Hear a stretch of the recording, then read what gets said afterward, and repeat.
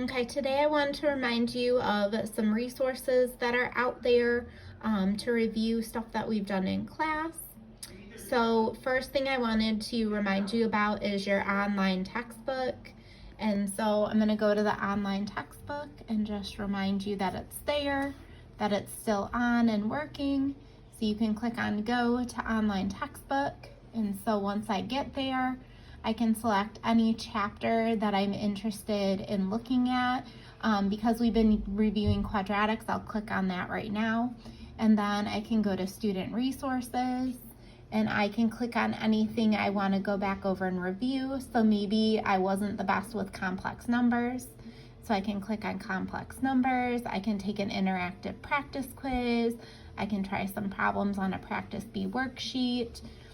And then I can also watch videos on it as well. So if I click on videos and activities, I can click down here on any of the examples. So let's say I'm going to click on this example. Oh, I don't have Flash Player. Let's pretend this is actually working on my computer. So let's pretend I actually had Flash Player downloaded on my computer. Oh, maybe it's downloading now. I'm not sure. It's doing something. You guys know I'm bad with technology. If I click it again, will it work?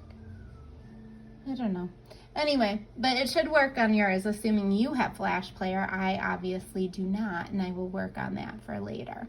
But you can click and you can watch the videos, assuming that you do have that, or you could even look at the textbook pages and go back through and look at anything from those chapters.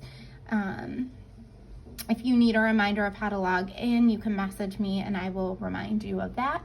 Another good resource, and I know my husband is using it with his kids in Holt, is Khan Academy. So if you go to Khan Academy, you can click on this drop-down menu of courses. So if you are in Algebra 2, you can click on the Algebra 2 course, and you can say, oh, look, here's complex numbers again. You can click on the imaginary unit I, and let's see, I can watch an introduction into imaginary numbers. And I can unmute so you can hear it. Which is sometimes called the imaginary unit. And what you're going to see here, and it might be a little bit difficult to fully appreciate right from the get-go, that it's a more bizarre number than some of the other wacky numbers we learn in mathematics, like. So you can see that there are videos there, and you can do some lessons and other stuff. And remember that all of the videos are still there if you go to your Google Classroom from the entire year, so you can rewatch some old videos on my page as well. So continuing on, the other thing that I was going to give you as a resource is a quiz that you could play if you'd like to. But before I do that, I want to remind you of one more thing from Chapter 2 on quadratics. And again, I've been talking about imaginary numbers off and on during this video. This is also imaginary number stuff. Remember that by definition, I is equal to the square root of -1. Okay, so keep that in mind. So I'm going to break this apart into -1 times 25 times 3. So if I have the square root of -1, remember that's equal to I. As soon as I evaluate it, it pops out front of the square root. Square root of 25 is 5. Again, I've square rooted it, so it can pop out front. And 3 isn't a nice root, so it's going to live on underneath. So that would be my answer for that one if I'm simplifying. The next one, if I equals the square root of -1, square both of them. So I squared equals just -1. Remember, a lot of us were trying to FOIL these, but you've got to make sure you take heed of the sign in the middle, which means subtraction. So really, I have 2i minus 4i, so that's going to give me a -2i. And then I have 5 minus -8, which is really 5 plus 8, which is 13. The other way I could have done this is distributed. So 2i plus 5 minus 4i plus 8, and then I could have added my like terms from there.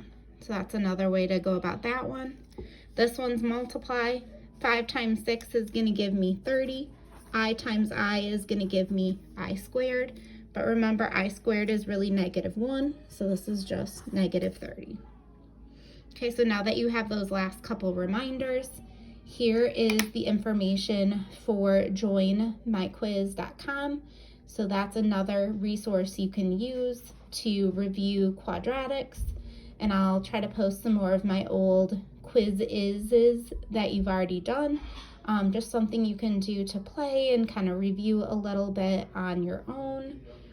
And there's the code you can use. It's open, I think, almost through the end of April, so you can kind of play it whenever, maybe try it more than once. So today, again, our 3 resources were remembering your online textbook, thinking about Khan Academy as an option, or even my online videos that are still there.